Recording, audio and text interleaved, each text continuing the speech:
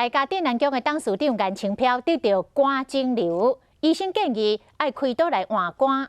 伊的第二个后生颜仁贤捐出着2/3的肝给老爸。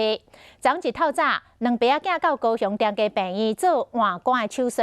经过11点钟的手术了后，病院出面来说明，讲颜清飘所做的是上界困难的手术之一。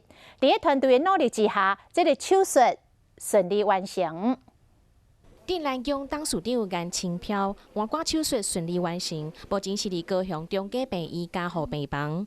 颜清飘手术的时阵，出血量无到100cc，完全无需要关血。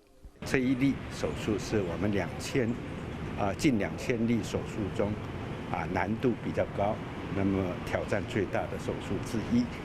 颜清飘今年年头去做健康检查，发现到肝癌，就决定进行换肝的手术。5位查囝和后生第一时间都有意愿。第一阶段是查囝颜丽敏和第二个后生颜仁贤配对成功，但是查囝脂肪肝无适合，最后是后生捐出2/3的肝脏。重要的是要防止它肿瘤复发的问题，那么所以我们先安排了质子治疗。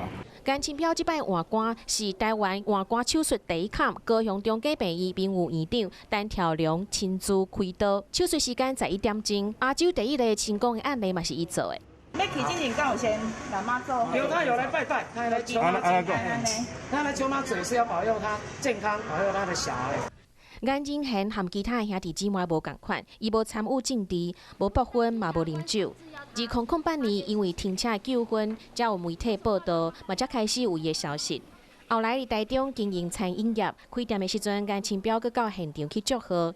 即摆颜清标换肝，颜仁贤会当讲是捐出伊的肝脏来救伊的爸爸。镇南宫嘛用买花乌来祝福，希望爸仔囝会当早日康复。